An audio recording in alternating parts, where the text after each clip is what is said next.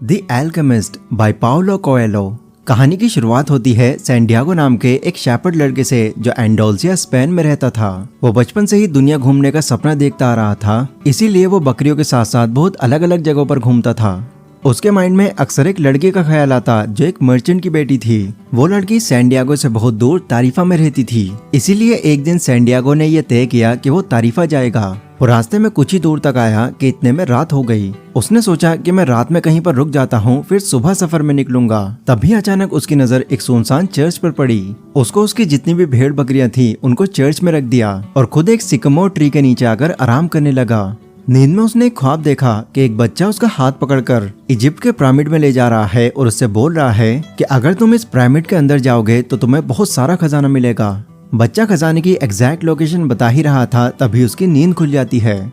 अब नींद से जागने के बाद सैंडियागो बहुत ज्यादा कंफ्यूज हो जाता है, क्योंकि उसने ये ख्वाब पहले भी कई बार देखा है। इसीलिए वो अपना इरादा बदलता है और सोचता है कि क्यों ना अब इस सपने का मतलब ढूंढा जाए। वो एक बूढ़ी औरत के पास जाता है जो लोगों के सपने के बारे में बताती है। सैंडियागो ने भी जो ड्रीम उसने देखा था उसने उनको वो सब बता दिया। उसकी बात सुनकर उस औरत ने कहा, ठीक है, मैं तुम्हारे सपने का मतलब बता दूंगी, पर मेरी एक शर्त है। तुम्हें जितना भी खजाना मिलेगा उस खजाने का 10वां हिस्सा तुम्हें मुझे देना पड़ेगा। सैंडियागो ने थोड़ा सोचा और उस औरत की बात मान ली। जिसके बाद उस औरत ने उससे कहा, तुम्हें इजिप्ट जाना होगा, तुमको तुम्हारा खजाना वहीं मिलेगा। उसकी ये बात सुनकर वो हैरान हो गया, क्योंकि ये बात जो वो बोल रही थी वो तो उसको कोई भी बता सकता था। इसीलिए वो वहां से निकलकर शहर की तरफ चला गया। वो एक बेंच पर बैठकर कुछ सोच ही रहा था कि तभी उसके पास एक बूढ़ा आदमी आया। उसने सैंडियागो से कहा, बच्चे, मेरा नाम मेल्किजेदेक है और मैं सैलेम का राजा हूँ। उसने उस बूढ़े आदमी को देखा जो एक राजा तो कहीं से कहीं तक नहीं लग रहा था। वो एक फटी पुरानी पोशाक पहने हुए था जो काफी बास मार रही थी।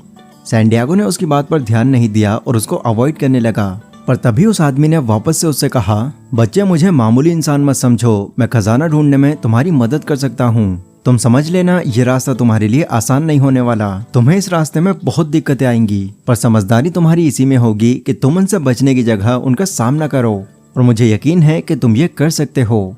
अब मेरी बात सुनो, ये जितनी भी तुम्हारी भेड़ बकरियां हैं ये मुझे बेच दो, जिसके बदले में मैं तुमको मुद्राएं दूंगा जिससे तुम अपना आगे का रास्ता तय कर सकते हो।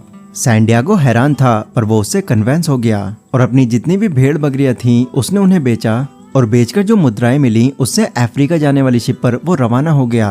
और यहीं से उसकी असली जर्नी की शुरुआत हुई। कई किलोमीटर की दूरी का सफर तय करने के बाद वो मोरक्को पहुंचा, जहां की बोली सुनकर वो हैरान था, क्योंकि वहां के लोगों की भाषा उसके पल्ले ही नहीं पड़ रही थी। फिर अचानक से उसके पास में एक आदमी आया और उसकी मुद्राओं की पोटली लेकर बहुत तेज भाग गया। सैंडियागो पहले तो बहुत परेशान हो गया, पर फिर उसने उस बूढ़े आदमी की सीख याद की, जहां पर उन्होंने परेशानियों से बचने की बजाय उनका सामना करने की बात बताई थी। जिसके बाद वो थोड़ा संभलता है और घूमते घूमते हिल पर बने एक क्रिस्टल मर्चेंट की दुकान पर जाता है। सैंडियागो उस मर्चेंट की बातों को समझ पा रहा था। उनसे वो कहता है कि सुनिए, मैं आपके क्रिस्टल को थोड़ा साफ कर दूं, इससे यकीनन आपके क्रिस्टल ज्यादा बिकेंगे।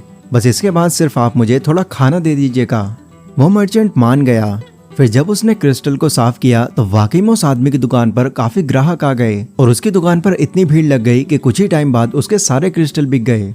नाउ इस चीज से खुश होकर उस मर्चेंट ने सैंडियागो को उसकी दुकान पर काम करने की जॉब ऑफर करी। एंड क्योंकि सैंडियागो के पास कोई और रास्ता नहीं था तो इसीलिए उसने खुश होकर उस जॉब को एक्सेप्ट कर लिया।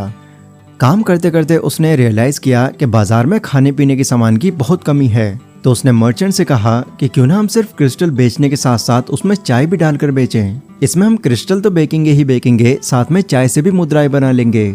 उन्होंने अगले ही दिन ये एक्सपेरिमेंट ट्राई किया और शॉकिंगली ये बहुत ही अच्छी तरह काम कर गया। जिसके बाद वो क्रिस्टल बेचने वाले के लिए और भी कई नए नए आइडियाज और एक्सपेरिमेंट ढूंढने लगा। धीरे धीरे 1 साल के अंदर ही उसका क्रिस्टल का बिजनेस काफी तेजी से ग्रो हो गया। अब इससे वो मर्चेंट तो अमीर बना ही बना, साथ ही सैंडियागो को भी काफी अच्छी मुद्राएं मिल गईं। बट यहाँ पर भी वो अपने असली मिशन को नहीं भूला था, इसीलिए उसने उस मर्चेंट से विदा ली और इजिप्ट जाने वाली कारवन में चला गया। वहाँ पर उसकी मुलाकात एक इंग्लिशमैन से हुई जो वहाँ एक फेमस एल्केमिस्ट की तलाश में जा रहा था, क्योंकि उसने लोगों से सुना था कि एल्केमिस्ट तांबे को सोने में बदल सकते हैं। उस इंग्लिशमैन और सैंडियागो में एक सिमिलैरिटी थी कि वो दोनों अपने एक मिशन को पूरा कर रहे थे, जिसे एक दूसरे के बारे में जानने के बाद सैंडियागो और इंग्लिशमैन की दोस्ती हो गई।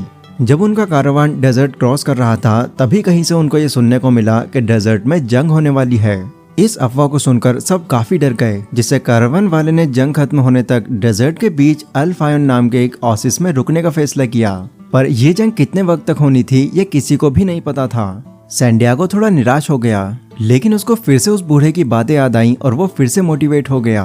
वो सबके साथ ओसिस चला गया, जहाँ वो एल्केमिस्ट को ढूंढने में उस इंग्लिशमैन की मदद करने लगा। अब इसी खोज में दोनों की मुलाकात फातिमा नाम की एक लड़की से हुई। फातिमा से पूछने पर उसने दोनों को एल्केमिस्ट तक पहुंचने का पूरा रास्ता बता दिया। पर इसी बीच सैंडियागो को फातिमा से प्यार हो गया। इंग्लिशमैन और ज्यादा ना सोचते हुए सीधा एल्केमिस्ट के पास चला गया। जब इंग्लिशमैन एल्केमिस्ट से मिला तो एल्केमिस्ट ने उसको कहा, तुम इतने लंबे वक्त से मुझे तांबे को सोने में बदलने के लिए ढूंढ रहे हो, पर क्या तुमने एक बार भी खुद से तांबे को सोने में बदलने की कोशिश की है? उसने जवाब दिया, नहीं, मैंने कभी कोशिश नहीं की। तब एल्केमिस्ट ने इंग्लिशमैन को एक टास्क दे दिया और उसे खुद के दम पर तांबे को सोने में बदलने को कहा। इसी बीच सैंडियागो को एक विजन आता है कि ओसिस पर कोई अटैक करने वाला है, जिसके बाद सैंडियागो सीधे भागते हुए ओसिस के सरदार के पास चला गया और उसने जो भी विजन देखा उसने वो सब बता दिया। उसकी बात सुनकर ओसिस सरदार ने जवाब दिया, ठीक है, तुम इतने दावे कर रहे हो तो हम जंग की तैयारी कर लेते हैं, पर याद रहे कि अगर ये तुम्हारी बात झूठ निकली तो तुमको मार दिया जाएगा। फिर अगले ही दिन वाकई में किसी ने ओसिस पर अटैक कर दिया, पर क्योंकि उन्होंने पहले से ही तैयारी कर रखी थी तो उन्होंने इजीली अटैक को काबू कर लिया। जिसके बाद ओसिस के सरदार सैंडियागो से बहुत खुश हो गए और उन्होंने उसे बहुत सारा सोना दिया। साथ ही उन्होंने सैंडियागो को ओसिस का काउंसलर भी बना दिया।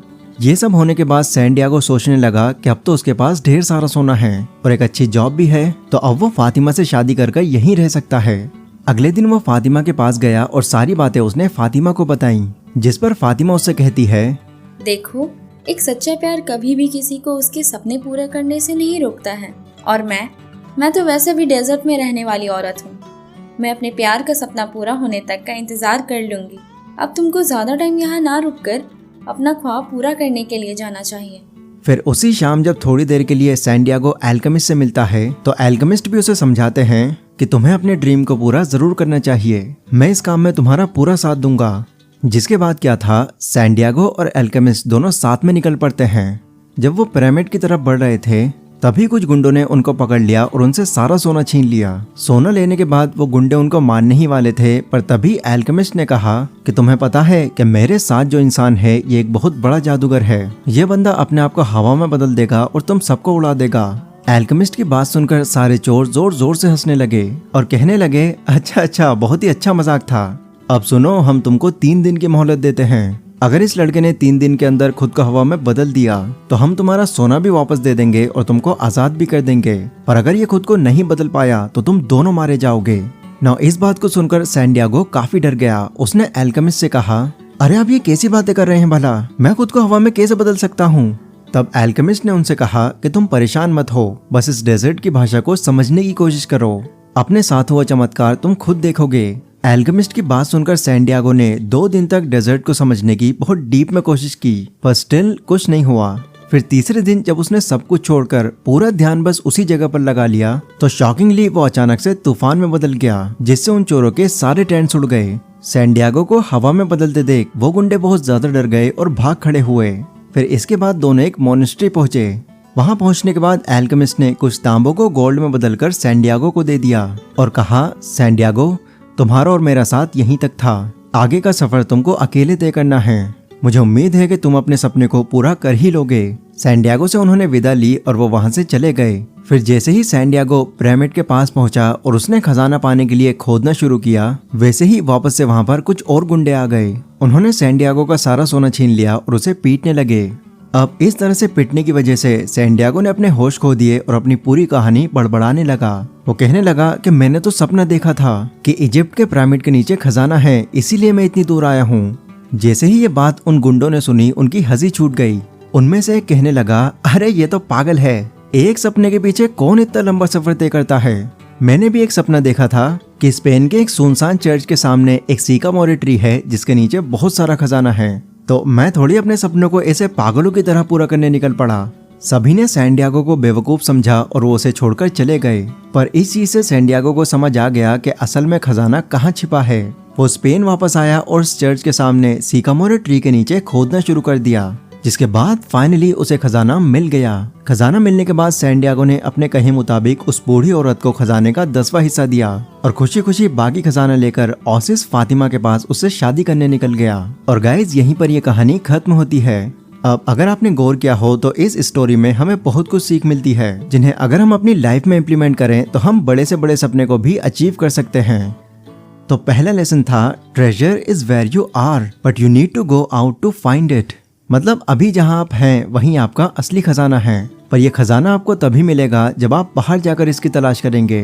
कहानी में देखें तो खजाना वहीं था जहां सैंडियागो ने अपनी शुरुआत की थी, पर अगर वो अपनी जर्नी को पूरा नहीं करता तो उसे खजाने के बारे में कुछ मालूम ही नहीं पड़ता। देखो, जब भी हम अपने किसी सपने के पीछे भागते हैं तो जो सक्सेस हमें मिलती है वो खजाना नहीं होती, बल्कि अपने सपने को पाने के लिए जो स्ट्रगल हम करते हैं, उस स्ट्रगल को करने की वजह से जो इंसान हम अंदर से बन जाते हैं वही हमारा खजाना होता है। क्योंकि इससे हम उस एल्केमिस्ट की तरह खुद की तांबे की वैल्यूज को गोल्ड में कन्वर्ट कर सकते हैं। दूसरा लेसन है डोंट स्टॉप योर जर्नी। अपनी जर्नी के दौरान सैंडियागो ने बहुत सी प्रॉब्लम फेस की और कुछ प्रॉब्लम्स तो ऐसी भी थी जहां वो रुक सकता था और अपनी कंट्री स्पेन वापस लौट सकता था, लेकिन वो नहीं रुका। उसने सारी दिक्कतें फेस की और चलता चला गया। इससे हमें यही सीख मिलती है कि अपने सपने को पूरा करने के सफर में हमें कभी रुकना नहीं चाहिए। हाँ, अगर कोई चीज सही नहीं जा रही है तो हमें ब्रेक ले लेना चाहिए, जैसे सैंडियागो ने लिया था। उसने क्रिस्टल मर्चेंट की दुकान पर 1 से 2 साल काम किया, लेकिन वो वहां पर रहकर अपना मिशन नहीं भूला था और मौका मिलते ही वो अपने सपने को पूरा करने वापस निकल गया। तीसरा लेसन है फॉलो योर हार्ट। सैंडियागो की पूरी जर्नी हमें यही सिखाती है कि हमें हमेशा अपने दिल की सुननी चाहिए। हो सकता है इस चक्कर में आपको बहुत दिक्कतें झेलनी पड़े, पर यह तो पक्का है कि अगर आप अपने दिल की सुनते हैं तो आप एक न एक दिन कामयाब जरूर हो जाएंगे। तो गाइज यही थी द एल्केमिस्ट बुक की एक पूरी समरी। मैंने जितना सिंपल हो सकता है उतना सिंपल तरीके से आपको समझाने की कोशिश की है एंड आई होप आपको ये समरी पसंद आई होगी। अगर पसंद आई हो तो इस वीडियो को लाइक और शेयर जरूर करें और कमेंट सेक्शन में आप लोग मुझे बता सकते हैं कि अगली वीडियो आप कौन से टॉपिक पर चाहते हैं। पर अभी के लिए बस इतना ही। Stay safe, stay healthy, take care.